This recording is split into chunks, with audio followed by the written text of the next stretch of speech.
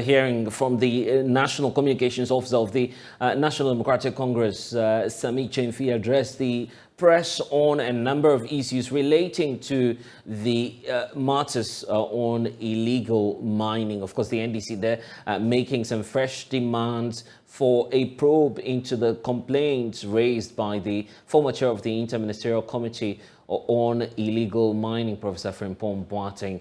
Of course, a number of concerns being raised there by Sami Chemfi and also making some accusations.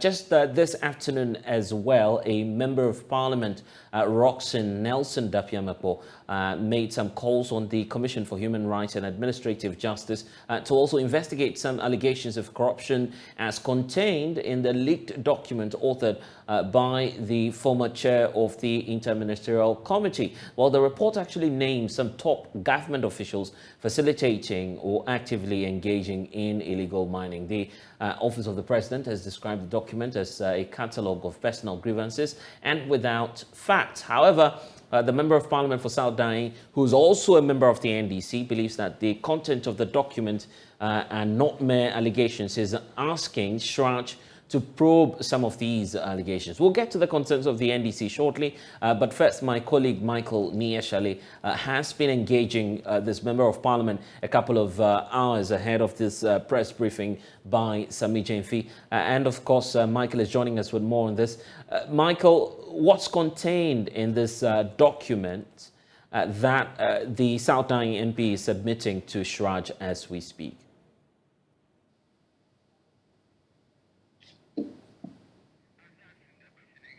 Michael Ashalevio with us. I'm asking that what's contained in this document submitted by the Member of Parliament for South Dai. Yes, so Blessed, the document, the petition has been submitted to Shraj. I was there in the afternoon, so this was around 12:40 today. It was received by the Commissioner himself, Mr.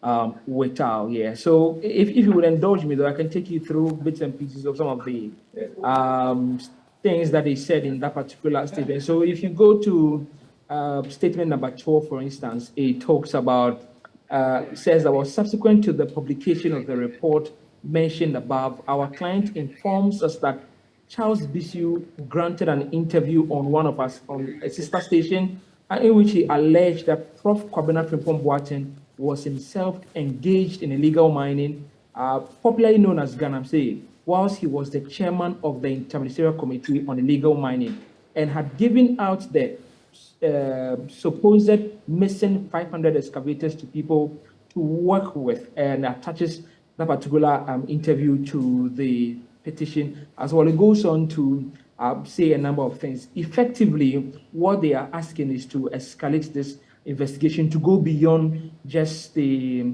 people that have been mentioned in the report, but also to include the author of the report, which is the former chair of the Interministerial Committee on Illegal Mining, which is interesting. So what you're pointing out to us now is that the NDC is not just asking for a probe when it comes to the number of individuals named in this document by Professor Frimpong Boateng, but what you're indicating to us now is that we're likely to see Professor Frimpong Boateng himself also summoned by the Commission on Human Rights and Administrative Justice. What's the basis for making that demand from the MP?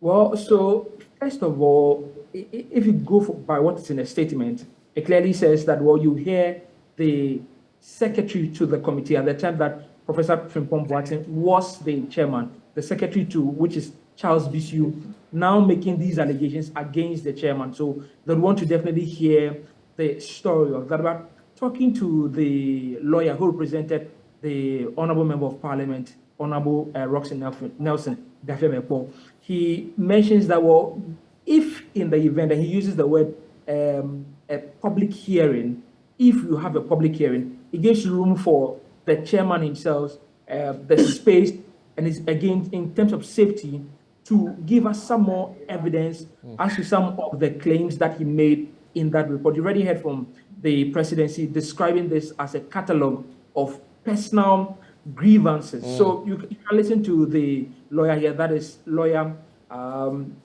someone Ado, who spoke for the Member of Parliament. We'll get that shortly. But I understand you've also been engaging the Member of Parliament himself, Roxton Nelson Dapiamakpo. What's been his position on this matter? So we've been trying to reach out to him. What the lawyer told us, first of all, was that he has an emergency, the reason for which he couldn't be at the commission himself.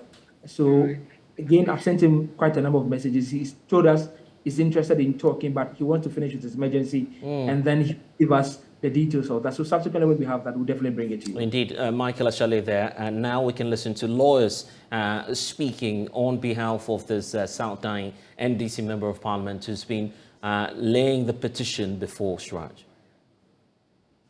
So just a few minutes to 1 p.m., lawyers for South Dai MP, Dapiamakpo, came to Shraj to present a petition here. I have the lawyer here. Let me ask him just a few questions that have come out of it. So we have seen the reports that you have made reference to, that you are trying to petition Shraj to look through. Correct. But from what we have seen from the presidency in itself, the presidency says this, at best, this is a catalogue of personal grievances. I mean, why do you think there's substance in this report for which you are petitioning Shraj? And this is even why it is even a perfect time for us to come to Shraj, because clearly the president has given a signal that he's not interested in the report. We think that as a former minister of environment, he's a man of stature. Professor Boate is not just any ordinary person. And the allegations he makes are not bare allegations. These are allegations that he has supported with facts, letters. And in fact, in his other two responses he made, he added more facts, more letters. And so this is somebody that we believe, given the proper forum, independent forum, where he knows he has no fear for his life and he knows he will be protected, which Shraj has the mandate to do, I'm sure he will even give us more. We cannot brush this under the carpet. Unfortunately, we cannot agree with the president that this is something that can be brushed under the carpet. We refuse to brush it under the carpet because this is not an issue that is simply one for us to just take for granted. This is not one of the things that you, as they say, he can clear. This is a matter that borders on life and death. This is a matter that touches our water bodies. This is a matter that touches on the economic rights of the people that are in those areas affected. Farming, for example. All those areas are complaining about farming issues. The fact that their farming and cash crops are being destroyed. The pollution of the soil, the pollution of the water bodies. These are human rights matters. And so I'm sorry. But if the president thinks that this is hearsay, we disagree with him. That is why we've come to the Commission on Human Rights and Administrative Justice, and we expect to get justice. Again, you haven't spoken to the part about whether you think it has substance. The presidency again says that obviously, there's no evidence in it that substantiates some of the allegations he made. It is not for the president to make that determination. He has looked at the report and he says that, in his opinion, he doesn't see any merit in it, and that he talked about issues of transmission of the report and how the report should have been. We don't care about that. We care about the substance in the allegations. There are serious allegations, and we believe that the Shraj will bear it out.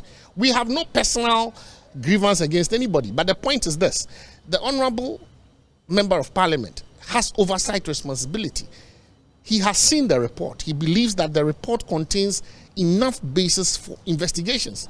And luckily, the architecture of our constitution has made it clear that when it comes to allegations of corruption, abuse of public office, and human rights violations, it is not the presidency that we go to. It's a charge that we come to. And that is why we are here. Now, how soon do you expect something meaningful to come out of this petition? Soon. We have an acknowledgement letter we expect from the Shraj tomorrow.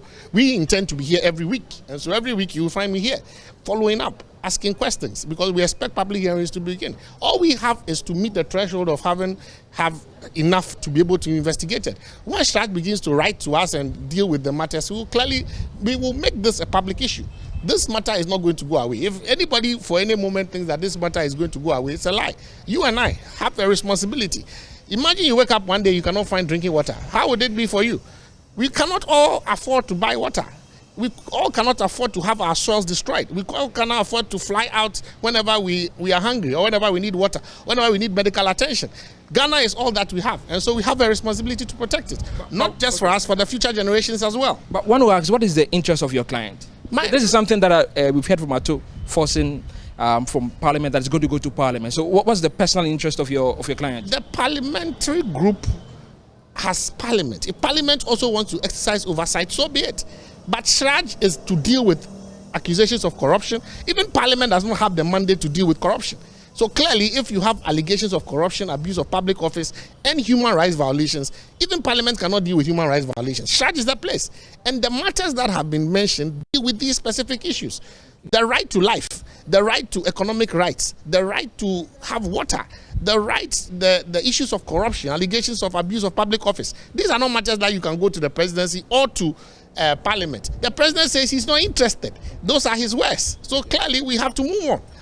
So again, how wide should the scope be for Shraj? We've had the report mention both NDC and NPP members within this particular document. Why should anybody be concerned about political colorations? Shraj is not interested in political coloration. Shraj is interested in its mandate, which is to protect you and I as Ghanaians. So let the axe fall where it may. What is important is we need to bring an end to this particular menace. And if this is the only way we can do it, let's name and shame those people. Okay. Let me thank you very much. So that's lawyer Nikpa Ado. He is representing MP for South Dai, that is Roxanne Nelson Dafia Mekpo, and they just a few minutes ago submitted a petition to Shraj to look into some of the allegations, if so you want to call it, that was presented by the former chairperson of the Interministerial Committee for Illegal Mining. Well, they want this to proceed smoothly, also investigation should start as soon as possible. They promise that they'll be here every single day, or at least every week, once a week, to check on the progress of the petition. We'll bring you some more reports when we have it for JoyNews. Michael Ashali. Michael Ashali there with the latest on this. I want to bring in now Deputy National Organizer for the Opposition National Democratic Congress, because as we speak, that press conference is still underway, being led by the National Communications Officer for the party, Sami Jemfi, from, of course, the NDC headquarters. Then there is this NDC MP who's going to Shraj, asking Shraj to intervene. We know, and yesterday through my interaction with the Deputy Minority Leader, that some remedial measures will be sought after in Parliament as well. So what's the NDC seeking to achieve out of this? Elikem, thanks for your time here on The Pulse. You're playing politics with this, isn't it? Afternoon to your cherished viewers. I do not think the NDC intends playing any politics with this matter at all, because the matters, the issues at stake, it's of national interest. I mean, if there's galamsey ongoing and the president is a direct beneficiary of it and his family, etc., it is a threat to aquatic life, to our farmlands, to a threat to human beings, etc. But before but just on that point, you don't have evidence as of now as a political party to claim that the president is a direct beneficiary of activities of illegal mining. We need to be fair to him, isn't it? I mean, the fairness is the reason why we believe he is a direct beneficiary, or else he would come out clearly to actually be even very interested in this matter. If all the people are surrounding him are benefiting from this, what makes you think that he will not? But then let me comment your own Erastus Asari Donko, who did a very vigorous work on this whole galamsey stuff, and one gentleman, Kevin Taylor of Loud Silence Media, for also bringing this document out, which hitherto was almost like under wraps. And it is very sad, to say the least, that, Bless, you will have the presidency or government trying to tell us that this is not an official document, etc., but they are responding to it one way or the other. And this is coming from no less a person than Frimpong Boateng. Pardon me, but Frimpong Boateng is a man of stature.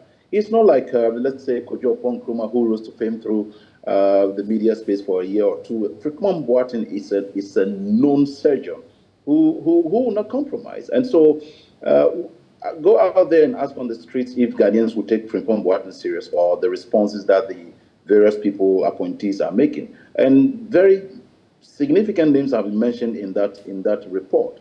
The fact that this report has been out since March of 2021, and they kept it under wraps and didn't want to express any interest in it, that alone is very telling. It is most unfortunate that in the midst of all what we are talking about, even the president's own backyard is not safe. But he doesn't seem concerned. I am so sorry to say this because as a young man, I feel our president thinks that all things being equal, he's in the extra time of his life and therefore he doesn't care. But that is so sad because he once told us that he's a president who cares about the next generation and not the next elections. But the opposite is the case now. And it is not the NDC playing politics with this. I am sure you in the media space are also very concerned because this has a lot of dire consequences for us as a country. And it is becoming also more worrying that at the very heart of any corruption, corrupt dealings, etc., the president's name easily pops up as though he's the first president of Ghana who has to be suffering this.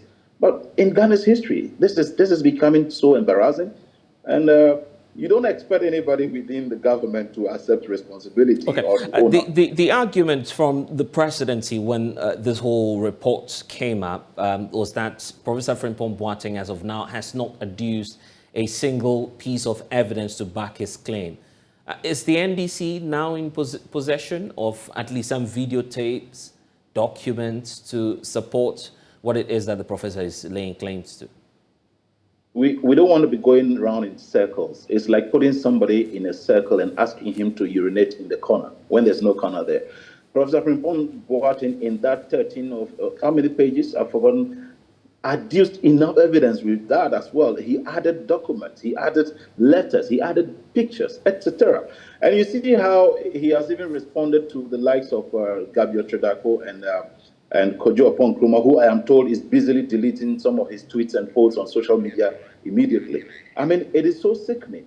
And you see, if the very appointor, the president, who takes ultimate responsibility, is telling you and myself that he is not interested and will not even want to investigate the matter as grievous as this one, it tells you it's already been dumped into the dustbin. And so you and myself must still continue to speak on this. And it is good that we are revisiting this matter.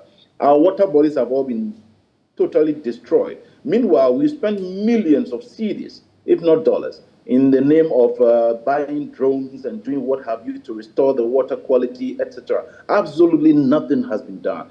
And we are not only reading reports that gold has been sent somewhere else. This is the quantum of gold that has left the shores of Ghana at this point in time. Meanwhile, the records showed something different. And it is so sickening. It is so sad. And you and myself that I know we are in the same age bracket should be very worried about this. Are you admitting the fact as a political party that this problem goes beyond the tenure of President Akufo-Addo?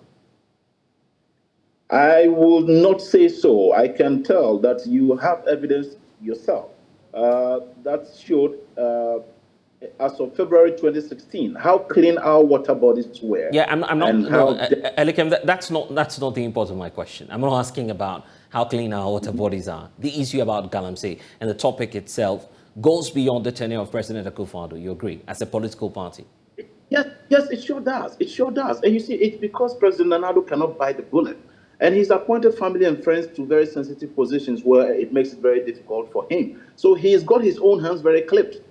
If you have a finance minister who is not ready to resign, even if he's the worst and non-performing, and you have your nephew who is becoming loyal to people who are complicit or in matters of this nature, what can you do? You would only have to hold your hands back and allow yourself to be called a mother serpent of corruption, which indeed is a true definition of the president we have today. It truly goes beyond political coloration, but as a matter of fact, what we are seeing now, call it state capture, call it a grand theft or haste, it is thriving under the regime of President Akufo-Addo. All manner of persons who are linked and associated to the MPP have embarked on Galamsey on an industrial scale. And it's a great worry. To even think that President Akufo-Addo happens to be a co-chair to the UN SDGs is an insult to that position. And I think the UN should even reconsider that appointment.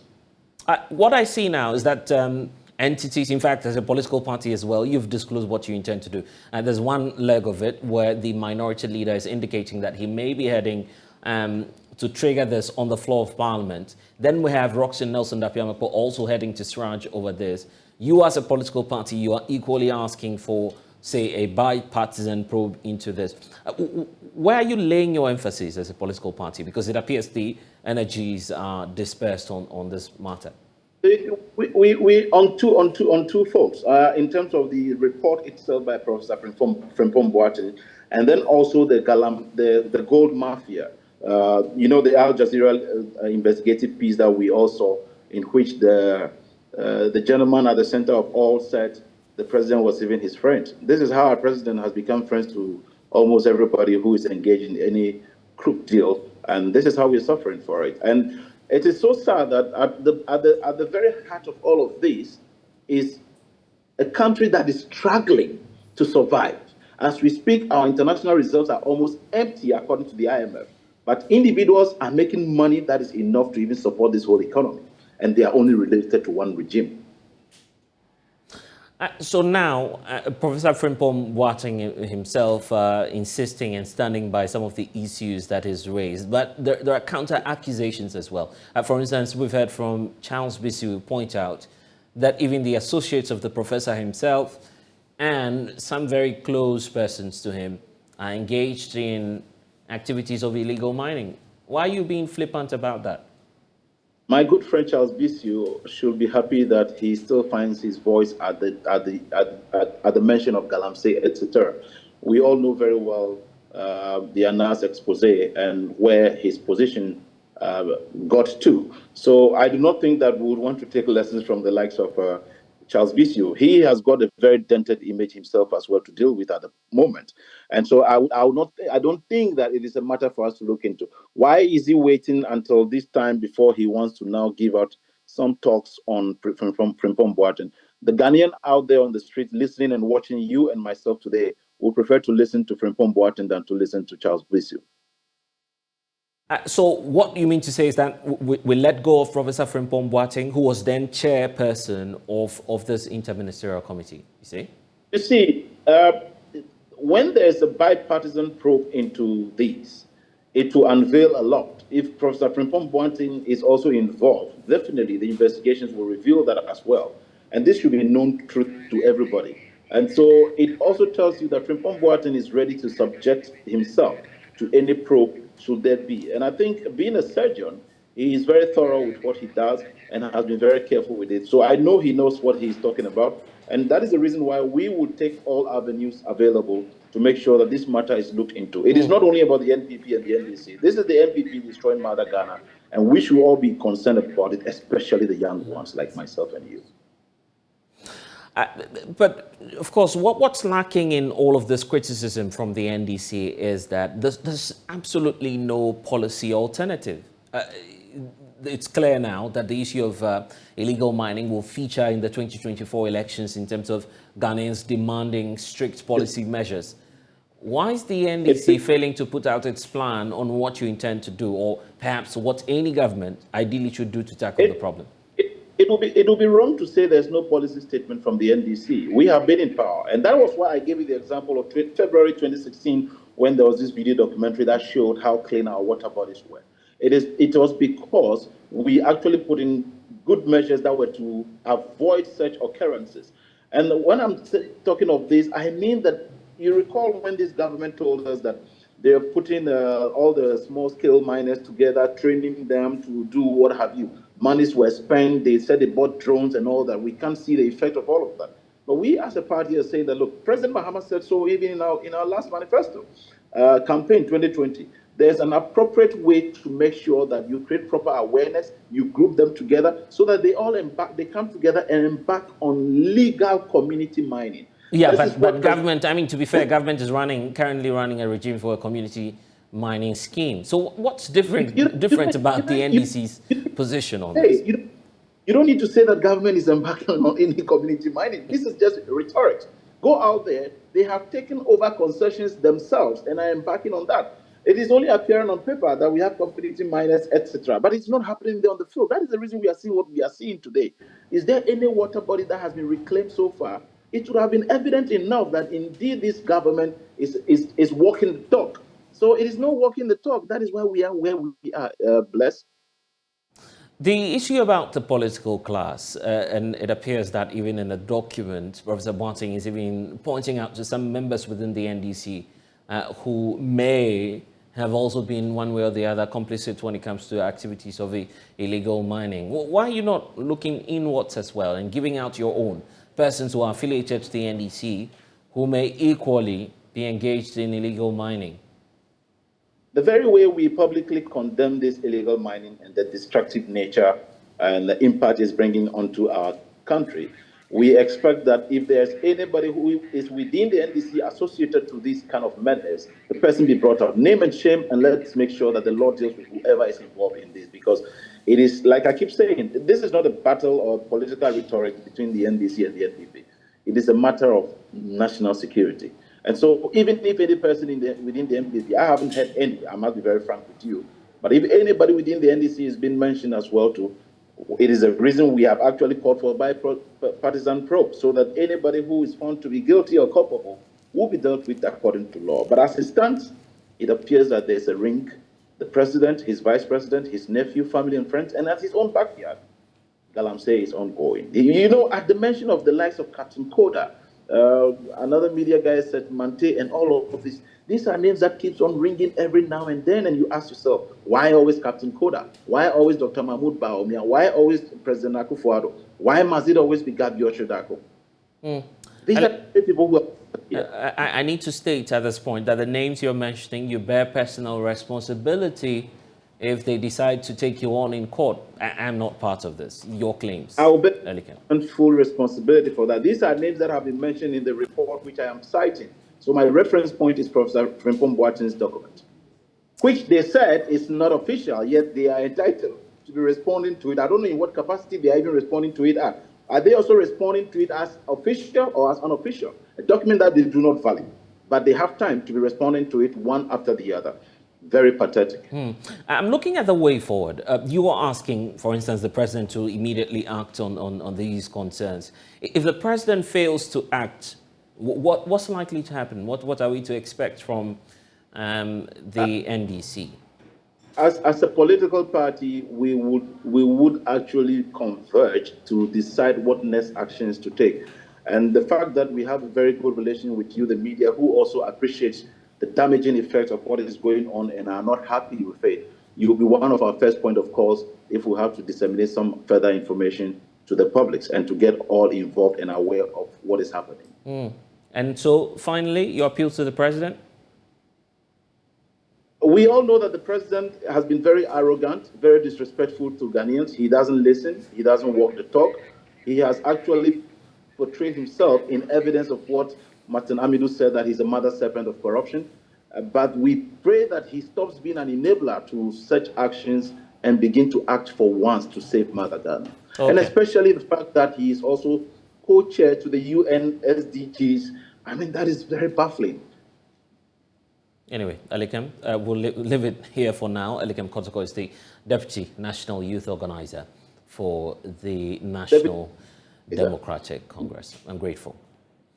We take you now to Sudan because the government of Ghana says it is in a position now to account for all Ghanaian students stranded in the capital city of war-torn Sudan, Khartoum. Renewed clashes in the East African country has forced many foreign governments to commence an emergency evacuation of their foreign nationals in that embattled region. The Global Union of Ghanaian Students last night indicated to JoyNews that they were working their networks in the area to get some 23 stranded students in Khartoum out of danger. But updating JoyNews on the latest situation there, Deputy Minister for Foreign Affairs and Regional Integration, Kweku Amprichum Sapon, says his outfit can account for 76 adults and one child who are making their way to the Ethiopian border. He argues all Ghanaian nationals have been moved out of the flashpoint in Khartoum. We have managed to account for all the students. There are 76 adults and one child. Of the 76, we have 43 males and 33 females, plus one child, making it 77. They have all been accounted for, and we have moved all of them to a safe location outside Khartoum, en route to the border of Ethiopia. At the moment, in probably about 2 hours' time, they will be reaching the border town. And then from there, we have consular officers from our mission in Addis Ababa already stationed at this border town, the border between Sudan and Ethiopia. They have started processing the documentation to enable them to get safe passage from Sudan to Ethiopia. And once they enter into Ethiopia country, we will move them from that border place to Addis Ababa. And from Addis Ababa, we intend bringing those who are prepared and willing to come to Ghana. We intend to bring them home. So that is the first batch. The second batch are 3 Ghanaian footballers who, as we speak, are being housed by their football club at a safe place, at a hostel. So that is the situation of the second group. The third group are 2 Ghanaians working for an Australian mining company at the border between Sudan and Egypt. In fact, I think the mining company has a twin brother, or they have a branch in Ghana here. Pesos, I think it's a gold mining company. The 2 Ghanaians are working for them, and they have informed our mission in Egypt, because our mission in Egypt or Cairo has responsibility for Sudan. They have informed them that they have full control of their staff, and that even though the location where they are far, far, far away from where the fighting is taking place, they have made all the necessary arrangements that should it become necessary, they will move their staff or evacuate their staff from the Sudanese side of the border to the Egyptian side of the border. So we seem to have everything under control now, and the evacuation exercise is well thought out, well planned, and everything is in place, and we are on course to deliver.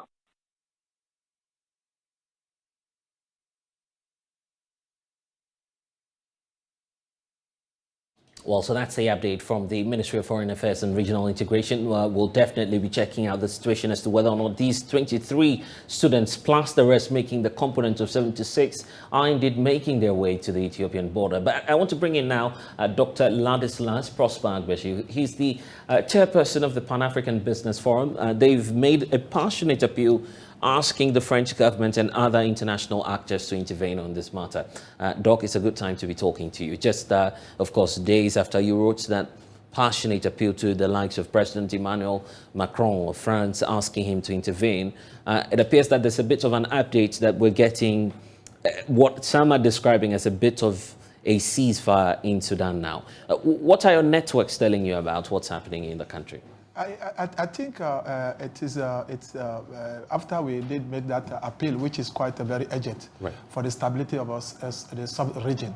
We think that today there's no other way just to ask for a ceasefire, an urgent meeting to bring the 2 people and the civilians on the same table in Paris and have a discussion. And for the look of things, we are seeing some kind of progress. Everybody is getting to the same table. President Macron is on the way to France as we speak now. There's going to be a discussion over there. And we're looking forward because we believe that the only person in a capacity who can handle that crisis today is President Macron. And that's why many raise concerns. Why not an African solution to the Sudanese crisis? It is very interesting. We say we always seem to be very eccentric when it comes to African issues. We need to make it global. And the new generation are looking at a different, have a different view. If you look at the geographical position of Sudan, in the Red Sea, and bordering with 7 countries. Before it was 9 countries, including Central Republic, DRC, and Uganda. After this, South Sudan came in, we have now 7 countries, which is Libya. Libya, if you look at the Fezzan, the south of Libya, it was the colony of France. Egypt, during Napoleon Bonaparte, that part belonged to the French people. You see how they call it Chad, it's French.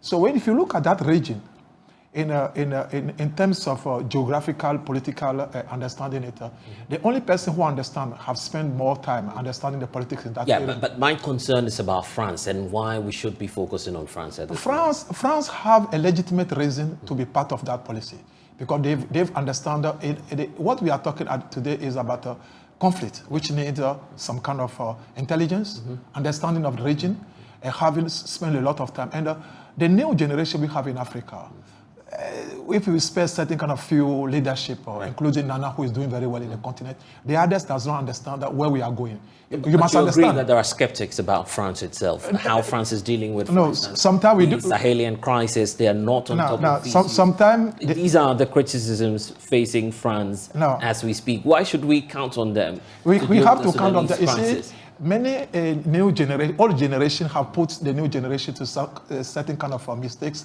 where the only way to become popular and become great is to criticize France. France still have a great a part to play in our development in Africa.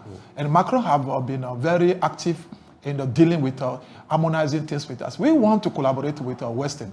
That story of Mandela time throwing stone left and right, we don't want to see it anymore. We want complementary and indigenous participation in our economy.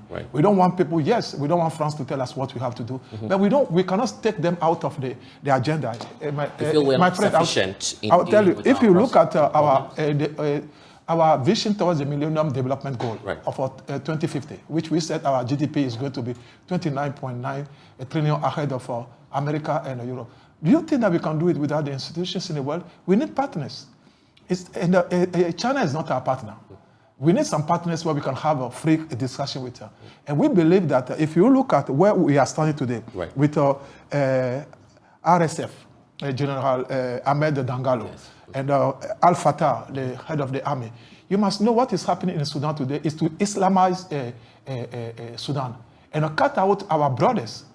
Which in Africa can do that? Okay, you understand that the matters are still quite grave, so we don't want to be taking sides. No, we are not taking sides. But what, I mean, from the perspective of the Pan-African Business Forum, what immediate actions are you demanding? We are demanding immediately a ceasefire, bring the three parties, which is the two generals to Paris and the civilians to come out with a certain kind of a framework which will stabilize that region. The region is very important. If we don't stabilize that region, we are going to have civil wars. And the country is going to become three states again. You have the Khartoum state, you have Omdurman state, and you are going to have Darfur state. You can't afford that. We, the sub-Saharan people, we are looking for a prospect for our continent. And our aim is to stabilize this as early as possible. And France is the only one who have that kind of ability to do it. Let us forget about Africans these days. We just want to be criticizing things like I saw in Ghana some time back. People are trying to not believe in the great work the Minister of Finance is doing. And people just think about on surface, not deep in the terms of contents. Today, we need France to come in and play their role because they have been there so far and they understand that region and they work together with us to bring us peace. And some say we're turning this into, a proxy sort of conflict that's going on. Just days ago, reports about the presence of the Wagner Group and Russian influence allegedly into what's happening today. Some are also accusing the West of having an influence on the Sudanese crisis. Are we not turning this into a cold proxy war, if you want to? You must understand that it is wrong to go into that kind of discussions. We will not find solution. What we want is peace and stability in our region and bring all the belligerents to the same table, find solution, peaceful solution for us. If you start putting figures around who have done this, who have done that, you must recall that where is Wagner?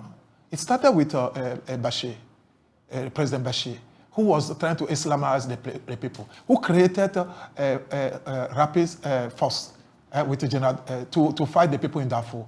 We can't go there. Let us put peace. Let us not talk about a proxy war. Let us find a lasting, longer solution for our continent. We are the Pan-African Business Forum. Our aim to reach that Millennium Development Goal. And the only way is a country risk, regional risk, and put people together. If France come in, President Biden, we could have asked for President Biden to be there because I have a discussion with in 2021 December with President Biden in terms of the conflict in Sudan, and the roadmap which I put in place has been is been successful till 31st of March. We put that one in place. We said don't sanction anybody, don't attack these people. We will have conflict. We told them, and the Americans have been very. They listened to us. We worked together with them, with President Obasanjo, and we got everybody. Now, what we are saying is that we need to allow a very wise person, Macron.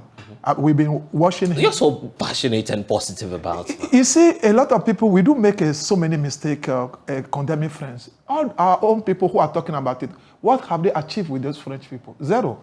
The new generation, we are saying, we are not, communists have never bought anything for us. Socialism never bought anything for us. Like we said in Ukraine, we are neutral. Russia is our friend, America is our friend, everybody is our friend. What we care for is about our continent.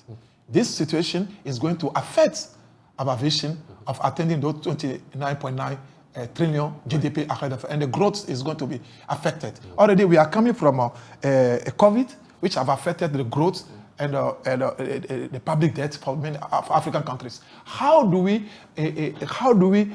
coalesce all this into a proper? We need to do something, and you cannot leave it for African Union. Is weaker. Oh, okay. That's a whole conversation to have some other time. I also want to take your thoughts on what's happening in the East African region, the likes of Tigray, Sudan, and the complication that's going on there. We'll talk about that shortly. But the concern about the humanitarian crisis that we're likely to face, given the fact that, of course, the Ghanaian government is announcing that 76 people are on their way to the Ethiopian border. The Americans have shut down their embassy, evacuated everyone, and I'm sure that other embassies are also doing the same. Oh, okay, so that's your thoughts on that. How do we handle the humanitarian crisis that's about to erupt out of this? It is part of this urgent call of a meeting of all the three parties on the table, because we need to ask them for the ceasefire, which you saw that already yesterday and today people are talking about it. If we don't do anything, we're going to have a civil war on our face for another 20 years, 10 years. And it become a very, very concern for the US government, the European Union, African Union, everybody to make sure that this does not happen. And the only way is not, we cannot wait for 7 days. We cannot wait for 5 days. We need to bring all of them on the same table in Paris, out of this continent. You see, we can blame Arab League, Wagner, we can blame... If you leave vacuum, somebody will come and feed it. So that's what's happening now? That's what is happening. And we should not allow that. The new generation, we are going to have a different kind of discussion. We believe that the two Belgian, which is the General Ahmed Burhan and Mohamed Dangalo, Emiti, need to get together. And you cannot ask Emiti to join the army for 1 year. They are the third biggest army in Africa, after Egypt, Algeria. Just rapid special force, that unit of 100,000 people. You cannot just discount them like that. You need to talk to them. You need to integrate them. Give them the same command like everybody. Integrate them within 10 years. And you cannot just shut it off. We saw it in that Abidjan. The rebel. After 1 year and a half, all of them are general in the army in Abidjan. So you cannot do that. So people have to learn from previous conflicts when we were still young and integrate it in a different way. And we saw everybody play it very well. It was successful. And now to my point about what's happening to the East African region. Well, you can take out Kenya, but Tigray, Sudan becoming the latest to join, and a whole lot happening even amongst, of course, the Ethiopian government and the Egyptian government. A lot of security lapses all over the place. You know why? What's your own take about what's happening there? The problem is about the Nile. You know, the Nile and the control of the Red Sea, which is quite very prominent. And Africans are not doing anything. You see, if you look at Sudan, the Nile issue was the problem between Ethiopia and Egypt. You must remember. Eritrea came in and because of the Red Sea. If you look at the port of Sudan is very critical. It's got access for the Saudi Arabia and everybody to use that. That's important for us as an African. We want to make that. That is a part of something which is increase our GDP 0.33 each year in terms of our global projections. So we need to make sure that Sudan remain part of a sub-Sahara and become a big player. Because today we have, despite the difficulties, it's still with 46 million people. They still have 34, 35 billion GDP. And they are still struggling. Imagine if there is stability over there, they will add it to the foreign direct investment, attracting more foreign direct investment to our continent. Africa, what we want to see, a better continent, better investment in our continent. And we believe in people like Emiti, Dangalo, to be the face of a very great generation of our continent. Okay. That shows your position on the matter. It's not position. I'm just talking about... listen, I'll tell you something. You know, Africa... For us to talk about Africa, when the African Union so far doesn't have a proper army. For us, African Union need to have its own independent army. You side with the conversation on a standing force. Of course, it's quite very important. If a gentleman of that kind of nature, General Ahmed Dangalo, have been able to build the third strongest army in a continent, we need to look at it because our generation are looking at leading our continent. We need Africa in the next 10 years to have its own forces. Then we can have a different kind of discussion with the other partners. Okay. I need to state that Dr. Kwame Nkrumah was for the AFRICOM, which is the African Command. You're bringing that debate back, but we'll have that certainly after here. I'm grateful that you've been able to join us. Thank you very much. It's and of course, mainly at times cars, buildings and other properties that are left by deceased person are often fought over by family members and associates of the dead person. But the story of Atumold is different. Atumold, until his death in November 2020, was the chief executive for the Markham Plant Hire, an indigenous company that deals in rental of earth-moving equipment, amongst other logistics. He left Addis Ababa College in 1989 with a promise to return to his alma mater to help develop it. His love for cars made him collect, of course, a fleet of luxurious vehicles, including Lamborghinis. Of course, there were various types of cars that he had himself, and it includes some Davidson motorbikes as well. After his death, Atu's mother, Sati Okran, suggested that his vehicle be sold and proceeds be used to build a dormitory as a legacy project in his memory. There's more in this report for you. The Addis Ababa College anthem reverberating on the hills of the college.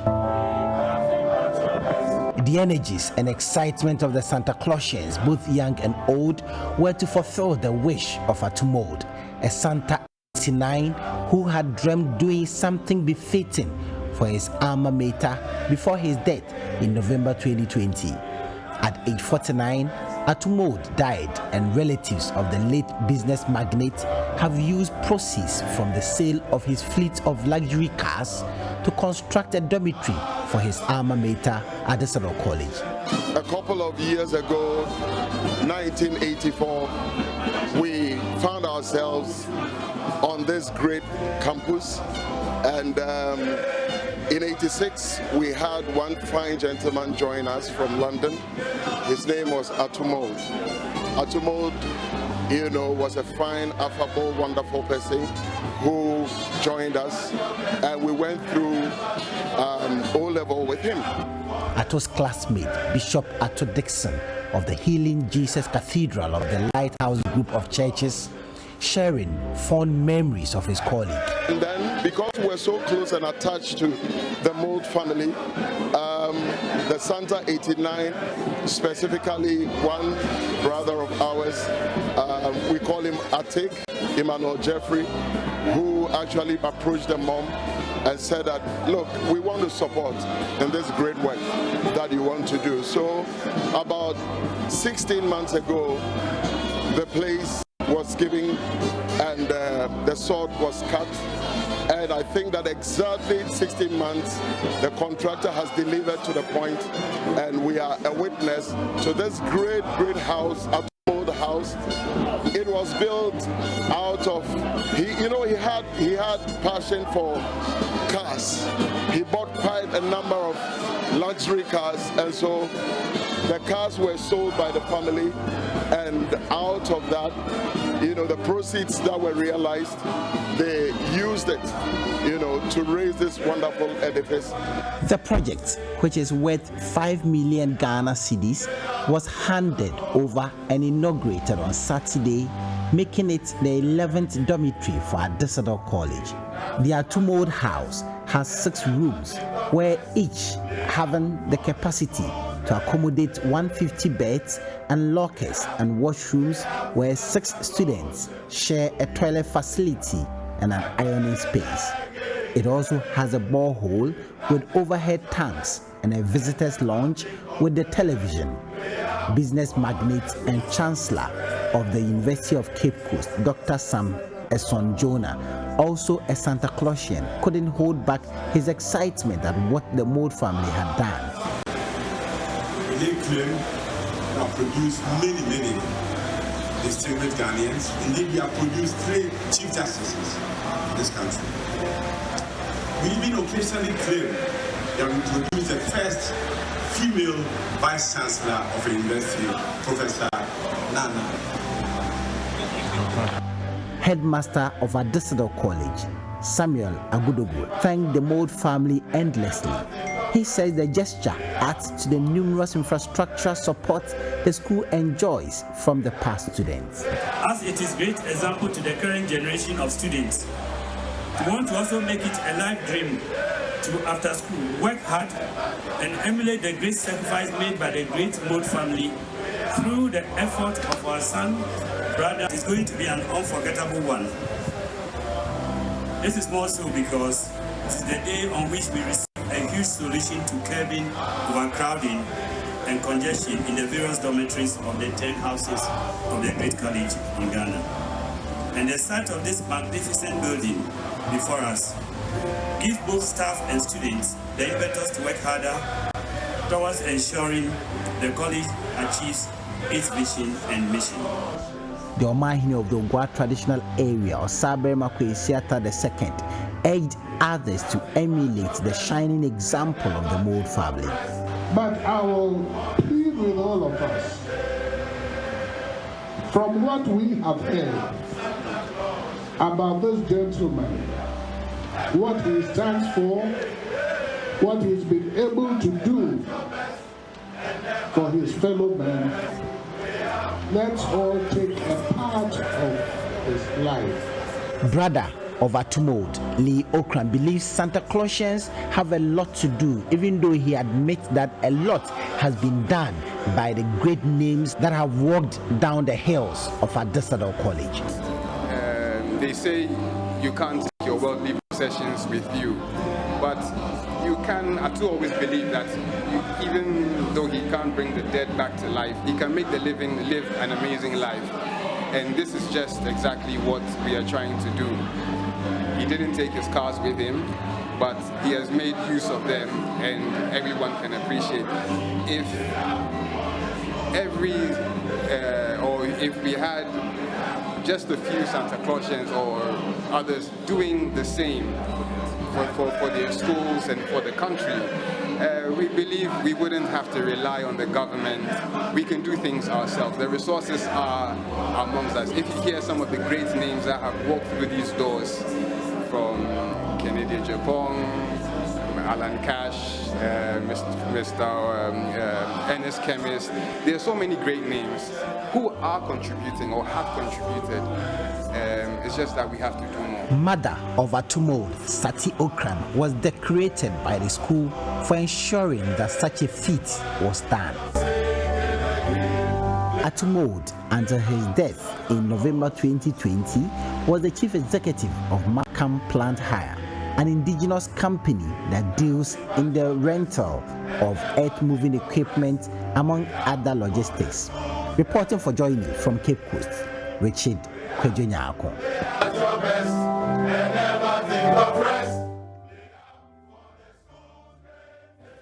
And back in the studio, the Ghana Revenue Authority is charged with that responsibility of mobilizing revenue to support government's socio-economic development agenda. Now, as part of efforts to ensure this mandate is achieved, a number of policy initiatives and revenue-enhancing measures are being implemented for the year 2023. For the purposes of this, of course, discussion we're about to have, there's a need for me to tell you about issues relating to tax and Good Governance Month, which is being rolled out by the Ghana Revenue Authority, and it's electronic filing of annual tax returns. And of course, that is being done in collaboration with the various municipal district assemblies as well across the country in terms of property rates. So let me tell you about those helping us to do the discussion. Kweku Ejiwa is, of course, a Chief Revenue Officer at the Ghana Revenue Authority Taxpayer Office, and we do have Lawrence. If you could help me out with that. Hotunyami, right. Apologies for that.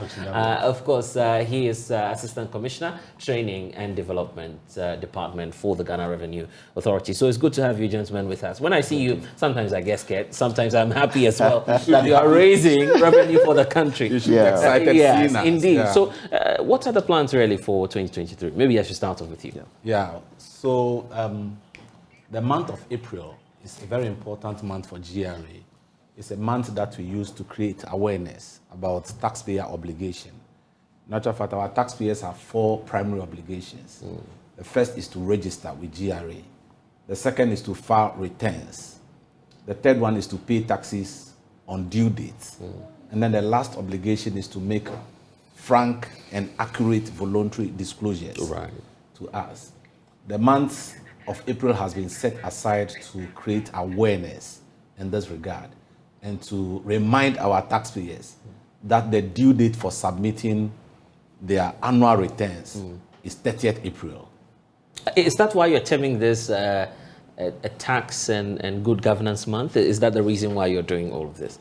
Yes, so as he rightly said, yes, over the whole year we do have this engagement, but particularly in the month of April, that is where we have most of our taxpayers filing their return. And it's important that we create all the awareness and also try to deepen our education for them to be able to file and avoid all necessary punishment that are attached to this particular. And for those who are watching us who really don't know about the technicalities, what's the difference or what's the explanation to it?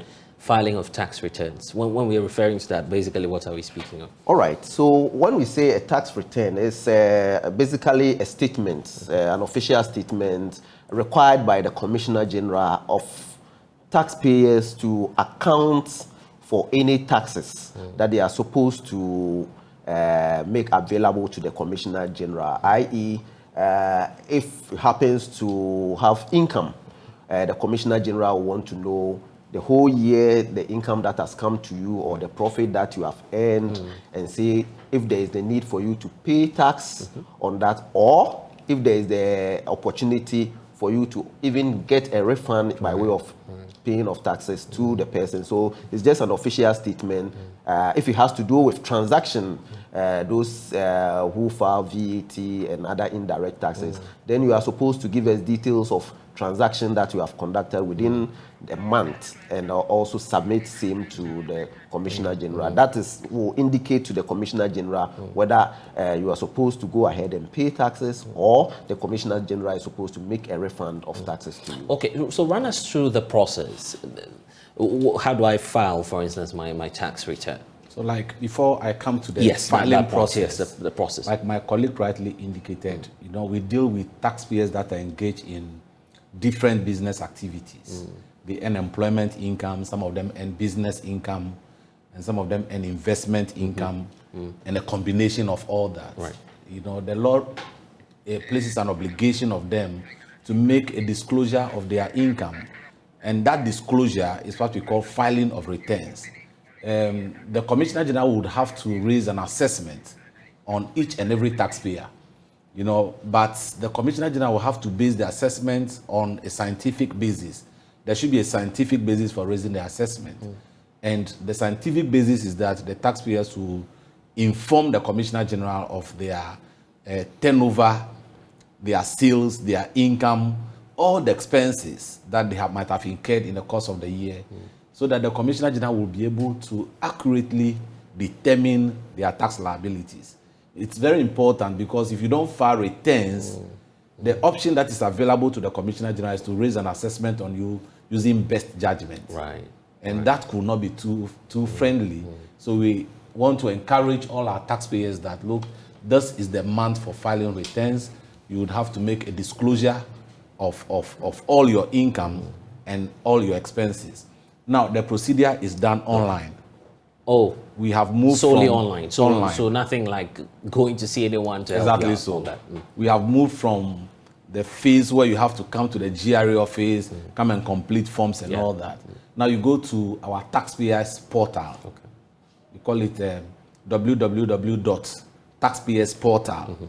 And once you go on the taxpayers portal and log into the taxpayers portal, it will take you to a dialog box, file your returns or file my returns. You click on filing of your returns, it will display a form, and then you just complete the forms, include your particulars, your income, all your expenses, the reliefs you are entitled to, everything that relates to you for the year, all classes of incomes that you earn, like I indicated. If it's business income, you disclose your business income information. If it has to do with your employment income, like us here, you would have to disclose all your employment income information, including your salaries and your allowances and all the things. And since you are on that point about the individual, very often, there's this perception that, well, let's leave it to the business owners to file their tax return. So if I'm an individual, for instance, I work in an organization that already files their return, is that the end of the story? No. I still have a lot of work to do. That's not the end of the story. Right. When it comes to PAYE, especially for employees, the obligation is in two folds. Your employers has an obligation to withhold your taxes on monthly basis. Okay. That's your employers. But you, the employee, has the obligation to file your annual personal income tax returns 4 months after the end of your business period. And for all individuals, our business period runs from January to December. Okay. So 4 months after the year. Yes, 4 months after the year, which ends in 30th of April, all individuals in this country, all individuals underlined, are under obligation to file their personal income tax returns, notwithstanding the deductions that your employers made on your behalf. I see. Of course, the deduction they made of your will be credited to your account. So you have to file your personal income tax return, and that is what I said, that it can be done online. Online as well. But how about the manual process? For those who may not be tech savvy, who are not able to use the internet, or the gadgets, the advanced gadgets, are you still available to assist such persons? Yes, we are available. Indeed, we've set up special desks in our offices as well, so that if so now for the manual, no, but if you do come to our office, we will assist you to be able to file electronically. Okay, so all you're doing is to help the person. We'll help the person to go online, and then because we want everybody to be able to file online. So when you come to our office, even with your phone, just as my brother rightly said, even with your phone, once it's an Android phone, we can help you to set up your portal, and just on your phone, we can also help you to file your returns. So once we take you through, maybe once, two, maybe the third time, but at any point in time, if you have any challenge with respect to filing of returns, you walk to any GRA office, we'll be able to assist you in filing the returns. I'm just wondering what's happening beyond this month. Are you just fixated on the month and encouraging people to file their returns, or beyond this month, we still have an opportunity to do so? Is there a strict deadline that you say, okay, well, after this month, you don't have any other opportunity? No, returns filing after this month, you still continue to file returns. And as my brother rightly mentioned earlier, we have different types of taxes. We have some for monthly, we have annually. However, for the yearly one, as he rightly said, for individuals, the last date or the due date for filing of those returns is on the 30th of this month. Okay. Said that if you are not able to do so, it means any other time that you do so will come with penalties. And once you fail to file on due date, the penalty that comes is 500 cedis for failing to file on due date. And every day that the return remain unfiled, you are going to accumulate 10 cedis on it. So if you so it keeps piling up, and those can be compounded with interest and other things because these are all taxes that the Commissioner General. Okay, so anyway, why focus on just the bad boys? But if there are good ones, people who file on time, do you have any reward for them?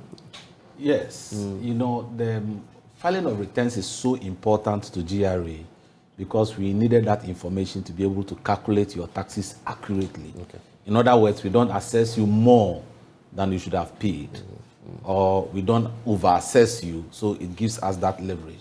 But apart from that, you needed to file the returns so we can be able to grant you reliefs you are entitled to.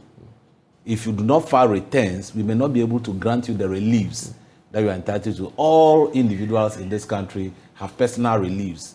Some are marriage and responsibility relief, child education relief, aged dependent reliefs, disability relief, mortgage interest relief, and so on and so forth. You can only take advantage of these reliefs if you file your annual returns. And so these are some of the benefits that are available. Taxpayers that want to apply for a refund, you can only qualify for a refund if you file your annual returns. If you want to claim capital allowance on any depreciable asset that you use in the production of your business income, you can only do that, claim a capital allowance or any benefit under the tax law when you file returns. So return filing is a precondition for any benefit that you want to, even if you want to apply for a tax clearance certificate, one of the conditions for the issuance of tax clearance certificate is that you file your annual returns. That's an interesting one. But now you say you're making your activities digital. If, for instance, I'm filing on a weekend or maybe a time that it falls beyond your operational hours, are you open to that idea of allowing me to go through the process online? Yes, like we indicated, the due date for filing is 30th April. Okay. So we want to encourage all our taxpayers to file before the close of that day. You know, you could file, like you indicated, you could file on the day after or 2 days after, but it's ideal to be reminded that the system will automatically generate a penalty for you filing late. Oh, it's automated. So once you put that once you delay late, in filing, the system does the computation, and it's very difficult to waive such penalties. Wow. So interesting. What then happens if I fail to pay the tax, for instance, or to file my tax returns? Well, if you fail to file, as we mentioned, yes, definitely there will be sanctions, and that's what I indicated earlier. And again, even on the filing itself, just as my brother indicated, yes, it's an extension. The portal is an extension of our office. So even if it's 12 midnight, so far as it is not beyond the due date, you can be in the comfort, even in your bed. Or as you sit here, you can decide to file. So we operate 24/7.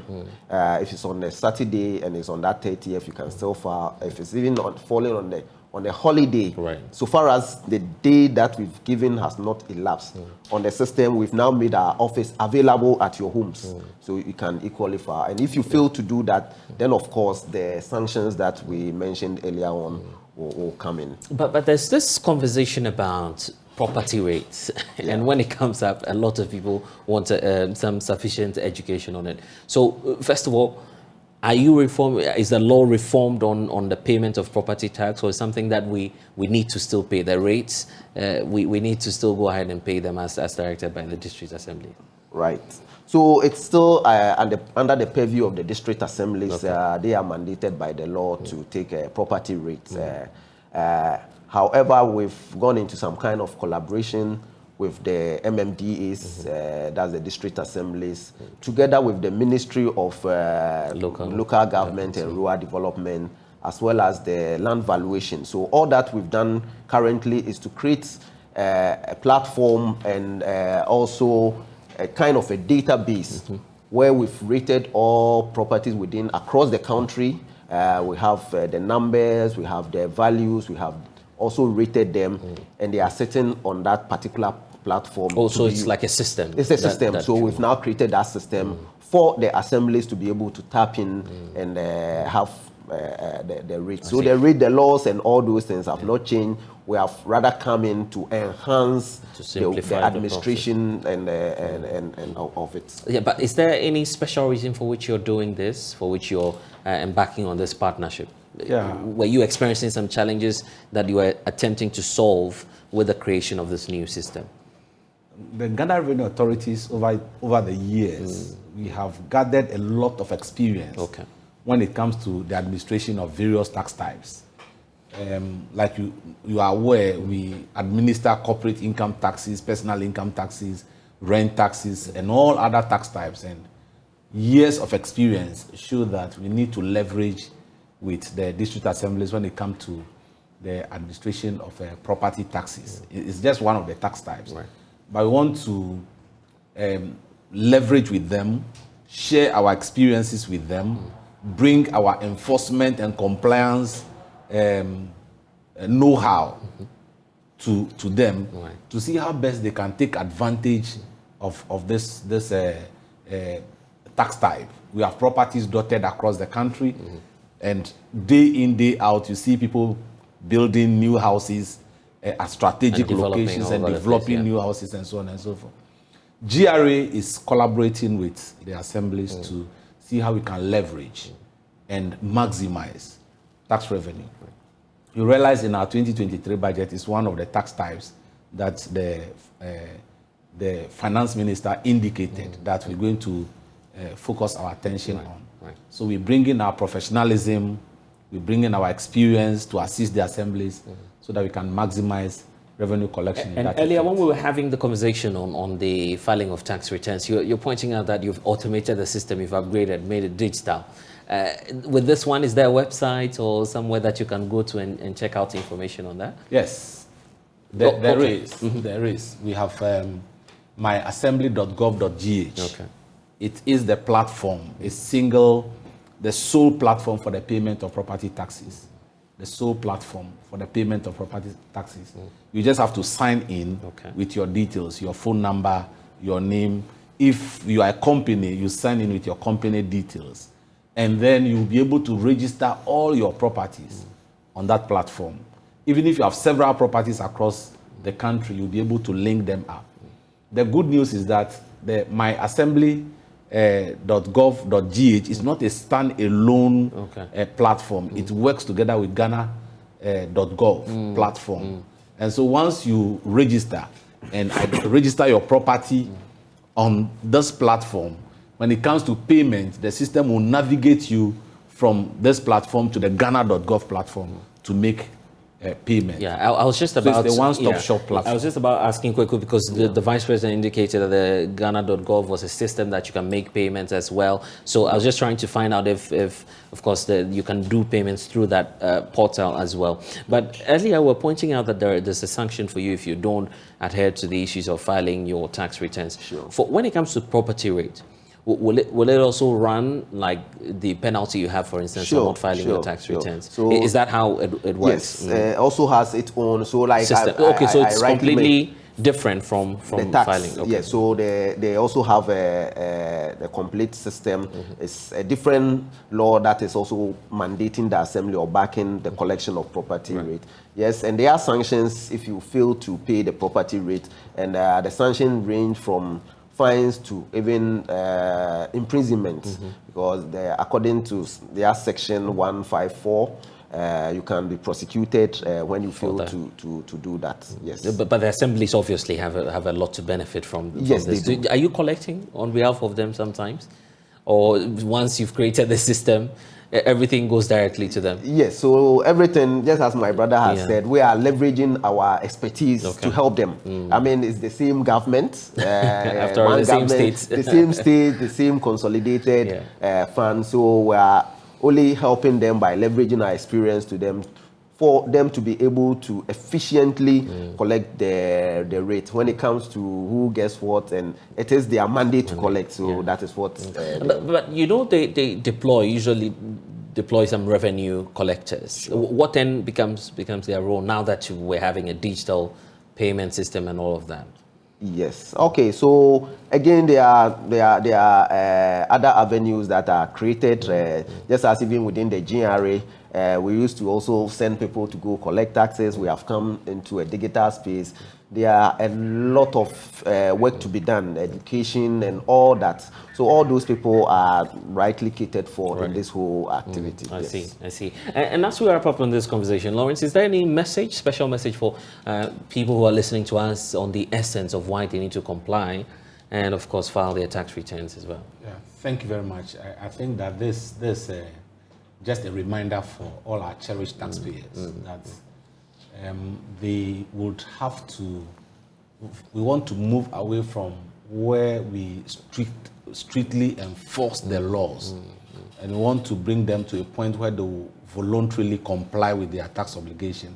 In other words, we're moving from strict enforcement to voluntary compliance. So we want to educate our taxpayers to just take advantage of this season, file their tax returns. Their withholding tax returns is not filed annually. All the withholding tax returns are filed 15 days after the month in which the transaction occurred. So if the transaction occurred in the month of April, by 15th of May, you would have to file your withholding tax returns and pay. And so we want to encourage all our taxpayers to voluntarily comply with this obligation. It's a statutory obligation that all of us will have to comply with so we can build a better Ghana. Indeed. And I'm grateful to Kweku and Lawrence for joining us. And Kweku, your offices are open, right? People can just walk in, and access your services. Sure. I'm grateful, gentlemen, for your time. And of course, you're still with us here on the JoyNews channel. This is The Pulse. When we return, we'll tell you about what's been happening in the Ladadekotopon constituency as residents are asking the president to fulfill his promise of building back a health facility that's saved the lives of many. We'll tell you about it when we get back. Please stay. And you're welcome back. 4 years after demolishing one of the biggest health facilities serving thousands of residents in the coastal communities here in Accra, the promise by government to build back the General Hospital within the Ladadekotopon Municipal Assembly remains an illusion. Here on The Pulse, of course, we'll hear from residents who are staging a fresh protest asking President Akufo-Addo to redeem his pledge of building back the facility when it was destroyed or pulled down a year to the 2020 general elections. Here's a breakdown, first of all, of the concerns by the residents captured in our JoyNews tracker for you. Times are wasting. You've got work to do. Now's the time. In 2019, the government of Ghana pulled down the General Hospital in the Ladadekotopon constituency in Accra because it had structural defects. The plan was to build an ultra-modern hospital for the people of La and also to serve other neighboring communities. At the sword-cutting ceremony, the traditional priest praised the government for this laudable project.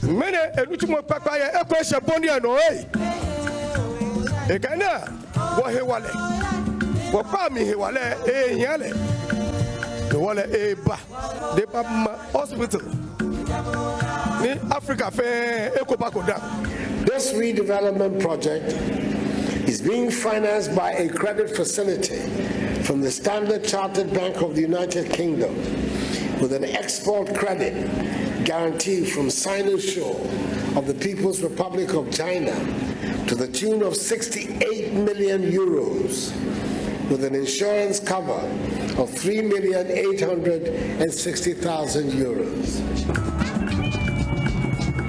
With the land already available for construction, the government estimated that the project will be completed in 30 months. The project, which was supposed to begin in August 2020, should be completed in February 2023. In the 26th month of the supposed construction timeline, which is October 2022, we flew a drone over the facility and it showed that the construction had not yet begun. Even the foundation has not been completed. On one side of the construction site, soil has been heaped and some workers had planted vegetables. We see here the yellow melon. That's what they started planting. We have okra too. When you go down there, there is maize. And so they are gradually turning it into a farm. In 2021, the Health Minister, Kweku Achiman-Menu, informed Parliament that government was working on insurance coverage for the project before work would commence. The contractor is insisting that not until Sanduso issues the insurance cover, they cannot move the site.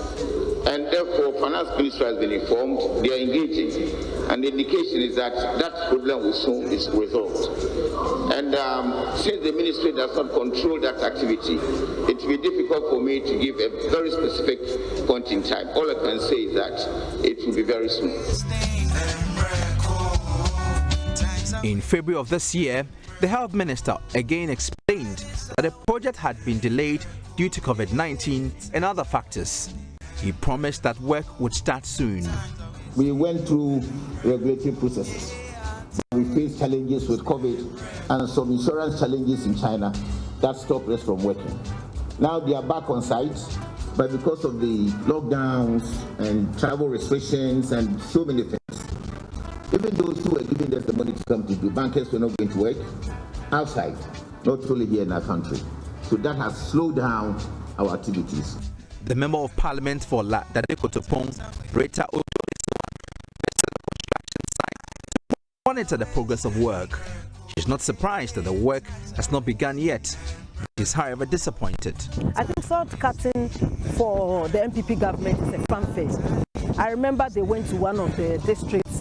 The chief didn't allow them to cut the salt because I'm sure he's seen a lot of salt cutting with nothing being done. And now the people are very desperate. But we, the people of the people, are telling them that this land is for them.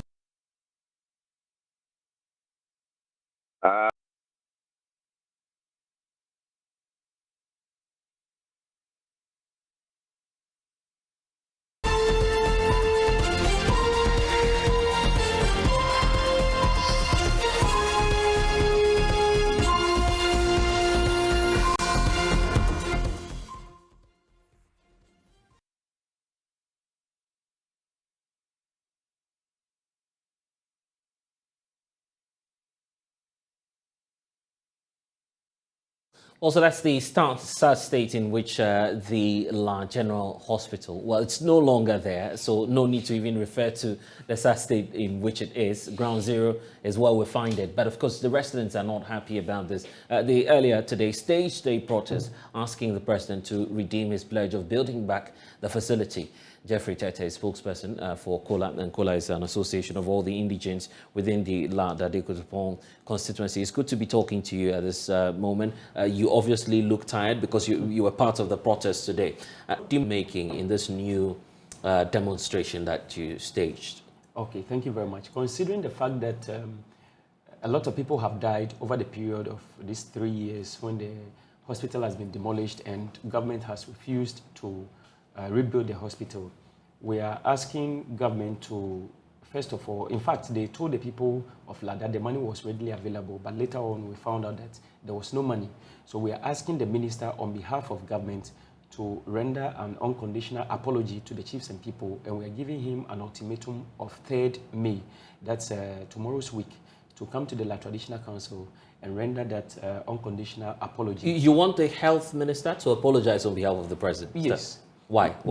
Because he has been at the forefront. The president came to cut sword and told us that he was going to build a hospital. But all throughout, it's the health minister who has been at the front, who keeps telling us stories upon stories, which none of which has materialized. So we're asking him to apologize on behalf of government for the kind of untruth they told the chiefs and people of La. Then secondly, we are asking them to also, within 7 days, the next 7 days, start the reconstruction of the hospital, failure of which will make us advise ourselves. Now, the third thing is that we're asking them to give us the master plan for the redevelopment.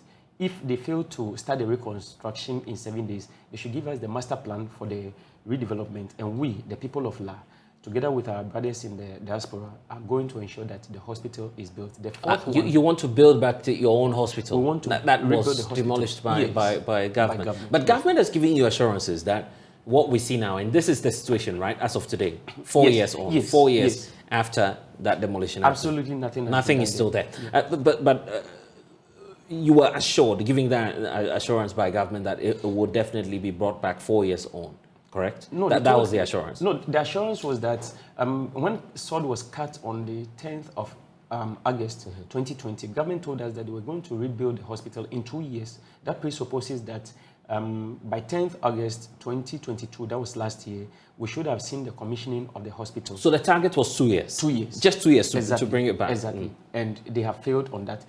But you see, the most annoying part of this whole thing is that government is refusing to even tell the people anything. There is no communication to the people. It took the coalition of associations to write a letter to the minister making demands of him for him to invite us to his office. And then he told us that the consortium that was put together to raise the money, the 68 million euros, which they told us they had already secured.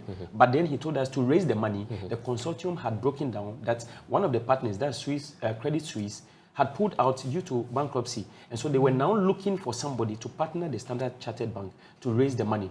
And that by December, the end of December, they had gotten somebody who was going to start the work. Then he said, latest by January 2023, work would have started. Then we gave him, okay, we will give you a little breathing space. So we are making it up to the end of the first quarter, which means that by the end of March, and as we speak today, yes, still, nothing has been done. This was your engagement with the health minister. What more did the minister tell you about why, of course, you're not seeing the projects come up, aside the issue about getting the creditors on board? Was that the only challenge confronting the project? Initially, the member of parliament for the area, Honorable Rita Odule Soa, once asked the minister questions in parliament, and the minister said that it was due to some insurance issues. Previously, he had also said that it was due to some testing that they had to do on it. So, like I said, the minister keeps telling us stories upon stories and giving us deadlines which never materialized. And this is what is making the people of La feel neglected, that there is a kind of deliberate attempt to neglect them when it comes to healthcare delivery. But then we know that all you're looking for is for your hospital to be built. Yes. Back. To what extent are you willing to go to push that or pile that pressure on government to get this facility back? Have you tried reaching out to Jubilee House, petitioning the office of the president, since, of course, he made the promise to you directly? He was there directly, of course. He made the statement and the pledge himself. Yes. Have you tried reaching out to the Jubilee House on this, perhaps finding out beyond what the minister told you? So, like I said, all communications we have done so far has been through the minister because he has been at the forefront. The president came there once. The chiefs themselves have also tried in their own way to play the diplomatic way, trying to get to the higher echelons of power. But unfortunately, nothing positive has come out. That is what necessitated the demonstration today, because we feel that all that we have been doing has been the back door or the backroom stuff. So we want the whole world to now see what we have been doing behind the scenes, and nothing has come out of it. We wanted it to come out for the whole world to know. That's why we embarked on the And what's striking in your petition is that you say you're ready to build back this facility through your collective resources as a people within the Dadekotopon area. Yes. What's the unique value of this facility that used to be serving the community as a health facility? What's so unique about it which you want to use your own funds to build it back even if government wouldn't? Okay, so this, let's say, the largest health facility within the enclave, and it serves not only the people of La, but all the way from parts of Tema, Nungwa, Teshin, La itself, Osu, and then Gamashi. People troop in on a daily basis to access healthcare over there. Now, when the hospital was demolished, it created some untold hardship on the people, because people will now have to travel elsewhere to go for their healthcare delivery. And then again, there are people who ply their trade around those areas. So there was some kind of local economic growing around that place. And that's where they get their livelihood. That's where they feed. All these people have been rendered redundant. They are at home They are doing absolutely nothing, and it's become like a problem on their dignity. So we feel that the hospital being taken away and government failing to rebuild it is actually taking a very serious toll on the people of La. And that is the reason why we are saying if government is not able to do it, we want to rebuild the hospital ourselves so that everything will come back That's serious. to normal. That's a lot of money. Yes. How do you intend to raise the money? All right, so fortunately for us, when we started this agitation, we've been doing the social media stuff, we've been writing letters, and we have been able to get quite a number of people from outside, especially people, indigenous from La, and then the Gadangme fraternity, who are at home and then in the diaspora. Tomorrow, for instance, we are going to have a meeting with a group, it's a construction firm. They are willing and they have access to funds somewhere, which is used to help ethnic minorities who have been neglected by their government. So they feel that they can access some funds there to come and help us. And then we have prominent Gadangwis, prominent people from La, who are also willing to play their role, contribute their quota. And the people themselves are willing. People are like, look, if it happens, it comes to worse, we are going to contribute the 1 cities, the 5 cities, the 10 cities to also support. So we have a wide range of areas we can access funds from to help us reconstruct the hospital. Jeffrey, as we go, just 30 seconds or a minute, send that appeal to authorities that matter. What would that message be on behalf of your people who staged the protest today? The simple message is that people are dying, lives are being lost, and if somebody has come to demolish the hospital, which actually serves the health needs of the people, and the person has refused to build it, we feel it is deliberate, then we are saying that it is a crime against humanity. And in order not for the person to answer tomorrow to a higher authority, they should bring back the hospital. But if they fail to do it, we are also calling on our people to come together. Let's collectively put our resources together and build the hospital just to save the health needs of the people. Anyway, it's quite unfortunate, but we'll have to leave it here. I'm sure that we'll be in touch in the course of the week to get updates on this. Jeffrey Tete speaks for the Coalition of La Associations. And that's all we have for you here on The Pulse. I am Blessed Sogah. Log on to myjoyonline.com. Lots of updates there for you. Next is Let's Talk Showbiz. Thanks for watching. Bye-bye.